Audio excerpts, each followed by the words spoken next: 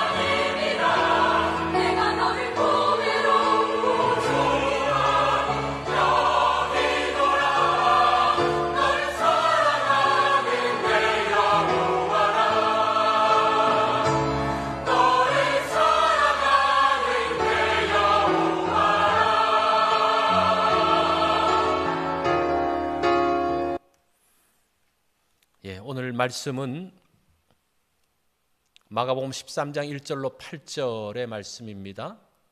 우리 이 말씀 또 한 절씩 교독하겠습니다. 제가 1절 말씀 받들어 읽습니다. 예수께서 성전에서 나가실 때에 제자 중 하나가 이르되 선생님이여 보소서 이 돌들이 어떠하며 이 건물들이 어떠하니이까. 예수께서 이르시되 네가 이 큰 건물들을 보느냐? 돌 하나도 돌 위에 남지 않고 다 무너뜨려지리라 하시니라. 예수께서 감람산에서 성전을 마주 대하여 앉으셨을 때에 베드로와 야고보와 요한과 안드레가 조용히 묻되 우리에게 이르소서 어느 때에 이런 일이 있겠사오며 이 모든 일이 이루어지려 할 때에 무슨 징조가 있사오리이까? 예수께서 이르시되 너희가 사람의 미혹을 받지 않도록 주의하라. 많은 사람이 내 이름으로 물어와서 이르되 내가 그라 하여 많은 사람을 미혹하리라. 난리와 난리의 소문을 들을 때에 두려워하지 말라. 이런 일이 있어야 하되 아직 끝은 아니니라. 민족이 민족을, 나라가 나라를 대적하여 일어나겠고 곳곳에 지진이 있으며 기근이 있으리니 이는 재난의 시작이니라. 아멘. 오늘 말씀의 제목은 무너질 성전, 세워질 성전입니다. 하나님께서 함께 하시면 망하지 않습니다. 성전은 하나님의 집입니다. 하나님의 집은 결코 무너질 수가 없습니다. 그런데 예수님은 무너진다고 하십니다. 하나님께서 함께 하시면 망하지 않기에 많은 사람이 하나님과 함께 있기를 원합니다. 전쟁에서도 하나님이 우리와 함께 하신다고 합니다. 사업을 할 때도 하나님께서 함께 하신다고 말합니다. 하나님은 사람을 끌어당겨 오시는 분은 아닙니다. 하나님은 언제나 하나님의 자리에 계십니다. 사람들이 하나님께로 가야지 하나님 편이 됩니다.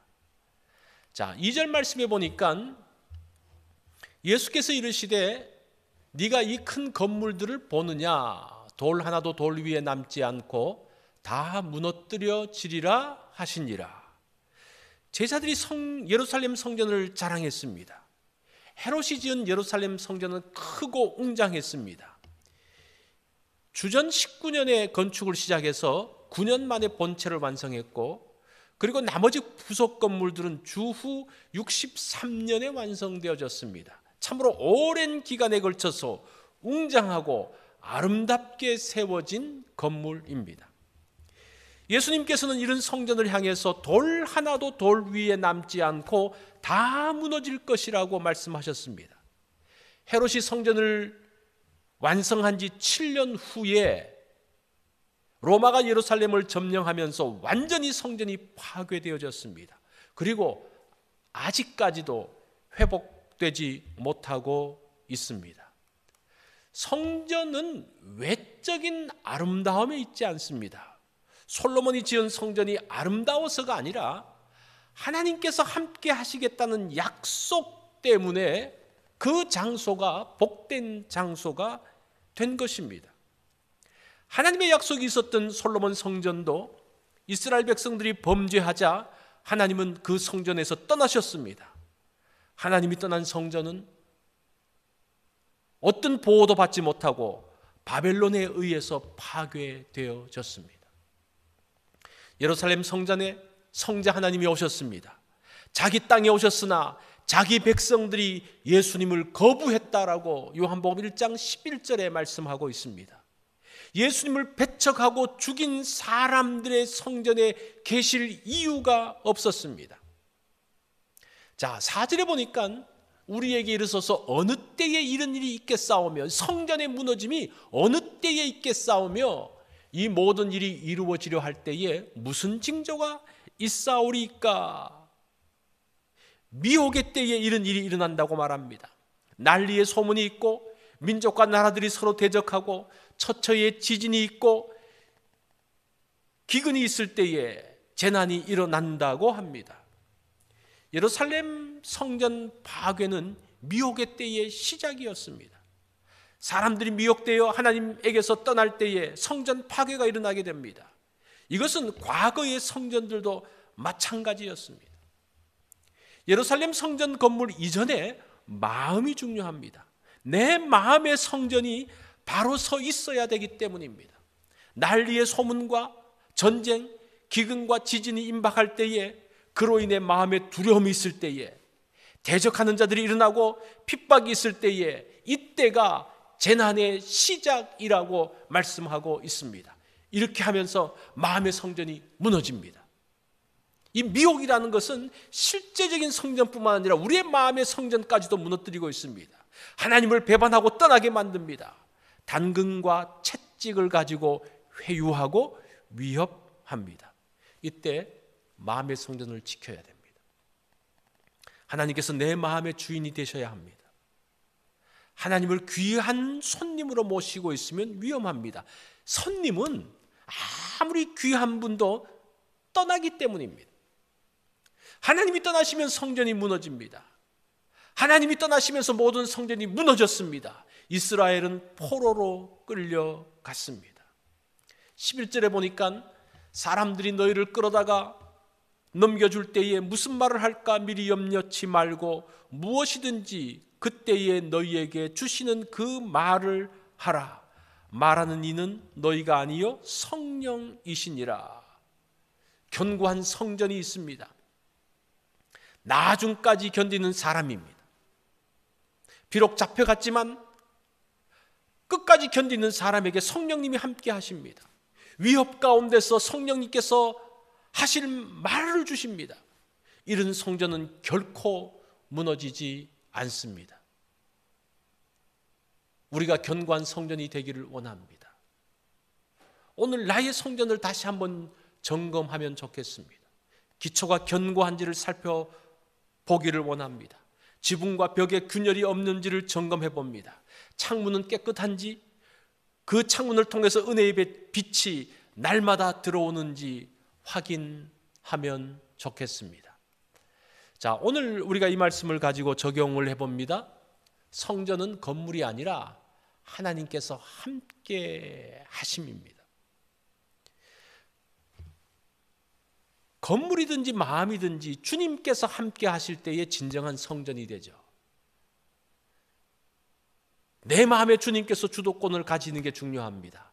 자, 주인이신 주님께서 내게 요구하시는 것이 무엇입니까? 성전의 주인이신 주님께서 말씀하십니다. 오늘 그것을 한번 해보시기 바랍니다. 주님께서 요구하시는 것이 무엇인지를 한번 곰곰이 들어보시고 그것을 하루 동안 적용하면서 사는 날이 되기를 바랍니다. 오늘 화요일 기도 제목은 경제적으로 어려움을 면할 수 있도록 우리가 기도하면 좋겠습니다. 코로나로 인해서 우리의 가정의 경제와 우리의 마음이 무너지지 않도록, 그리고 샘터 식구들을 위해서 기도하는데 이들의 가정을 위해서, 일터를 위해서, 건강을 위해서 기도하면 좋겠습니다. 우리가 이런 말씀을 가지고 한번 또 나눠보시고, 적용할 걸 나눠보시고 또 함께 기도하는 시간을 가지면 좋겠습니다.